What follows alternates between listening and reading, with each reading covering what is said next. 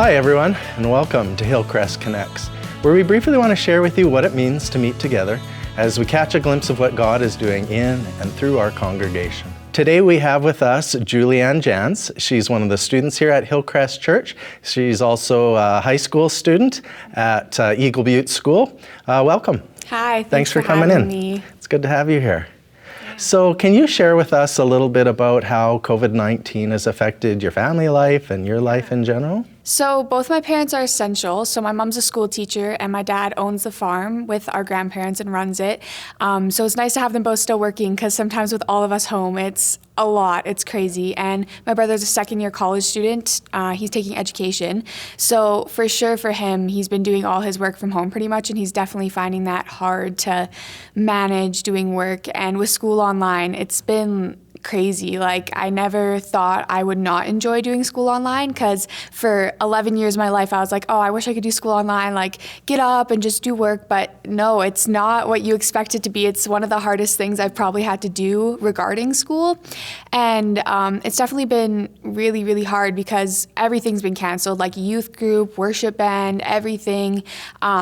It's been hard to not have those things in my life, but I've definitely found that we found ways to stay connected, like with doing youth online, and my youth group is super, super close, and we all, even though we feel like more disconnected than ever, we also feel more connected than ever. And I feel like going back, hopefully in September, fingers crossed, that we're definitely going to have a really strong connection that we didn't have before, even though we were super close. But it's going to be different because it's been hard to be disconnected, but we found ways to stay connected in the times of disconnect for sure. But basically, it's just life kind of just got turned upside down. I was away for the weekend at the youth retreat, and I came back and my life was like completely changed.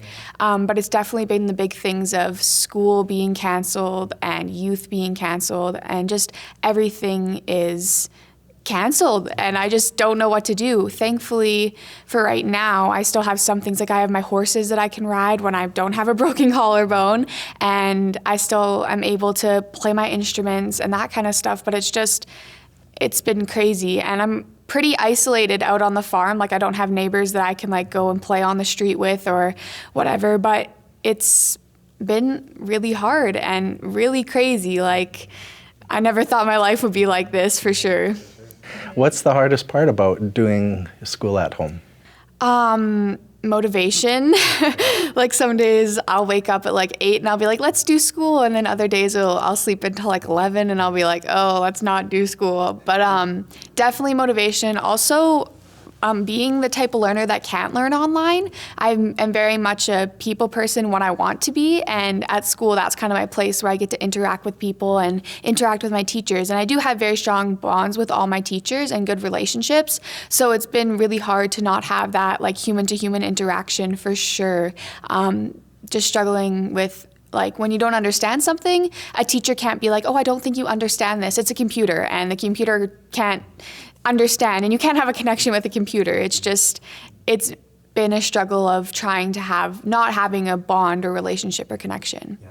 So how do you make those connections then? What's your most popular way, or what's the best way of making connections for you? Well, lots of my teachers, we've been doing Google Meets, so we get to get on as a class on there, and then twice a week, since our instruction is limited to 3 hours a week for each class, we have 2 classes a week usually, and then another hour of coursework. So we've been doing the Google Meets, which is good because we can still like connect and talk one-on-one, and if we need that one-on-one, or just not in a class, the teacher is able to pick a time for us to meet with them. And there's lots of emails going back and forth. Like, I couldn't imagine being a teacher right now. Like, even my inbox is like 50 emails a day. Like, what's the teacher's inbox, right? But it's definitely been Google Meets, emailing. Some of my teachers I'm close enough with that I can text them, but it's definitely been a lot of video chatting and just emails back and forth for sure. So what are you doing to stay connected with your friends then? Oh, me and my friends are super close, so we do a lot of like texting and FaceTiming, and for my youth group friends, we've been doing a lot of like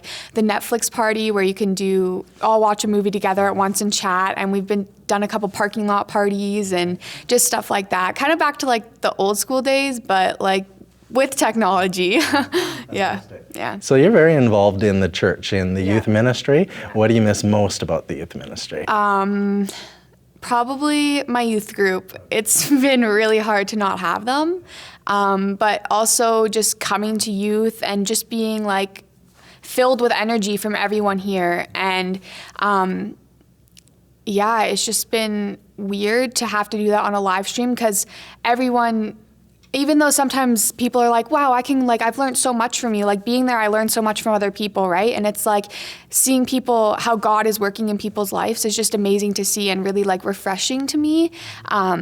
And it's been hard not having my youth group, but also not having that 7 to 9 on Tuesday nights where even if I had like 2 hours of homework waiting for me at home, I would go to youth and I would make those extra steps to go to youth and see the people that are my church friends and my church family, because it's just not having them is really weird because for 5 years that's been my every single Tuesday night, let's go to youth, like let's go sing on the worship team, let's go do this. But now it's like I don't have that. It's a live stream, and I'm really grateful that we have the technology to continue, and we can continue to hearing messages and seeing Alicia and Kristen and Wade singing with Alicia. It's been a little bit of normal still having that, even though I can't be in the building itself with everyone else. So you really build off your friends, you feed into one another, you bless one another. Is there something that God's speaking into your heart that you can share with your church family? Yeah, so having all this extra time, I was like, what do I do with my time? But I think God really just put on my heart to remember to like, he gave us a book that you can learn like endless things from, and it never stops, right?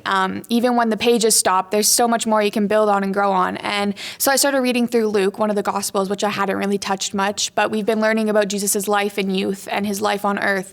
And I wanted to kind of expand more on that. And in Luke 3, verses 4 to 6, it talks a little bit about how make straight paths for the Lord in your life, and he will prepare the way.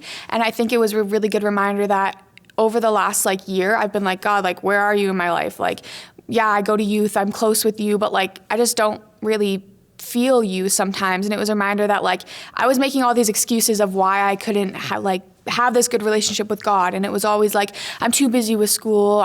Don't really understand the Bible sometimes, all this stuff. But it was just a reminder to me that like, you got to make straight paths. If you don't make a clear way for the Lord, he's going to be like, I don't know, like it's hard. You got to put that effort in too, and then he'll prepare the way. And it's just been really reassuring to remember that like if I welcome the Lord into my life, he's going to make the way. I can walk with him every day on the way.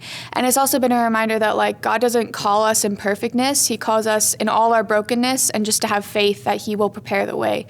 And it's been a really good reminder of that. And just reading his word in his life, he did things that no one else would do. He sat with people who no one else would sit with. And it's been a call to be like radical in my faith. We talked about that last week at youth. And it's just like, I always was like, I can't share my faith. It's a really personal thing. But he said, like, you're on this path with me. Like, share that with people. Like, that's such a good calling. Like, he's working so well in your life. Like, why don't you share that with other people and just step out in your faith and be radical? And that's just been a reminder of welcome him into your life. You're deserving.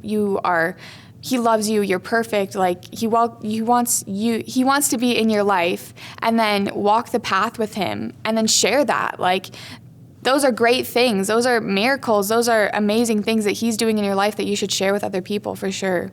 Thank you for sharing that. Yeah. That was wonderful. Yeah. And thank you for coming in and spending this time with us. Yeah, thank you for having me. And thank you for joining with us. To stay connected with us, if you haven't already, sign up on Realm, follow us on our social media sites, or visit us at hillcrestchurch.net.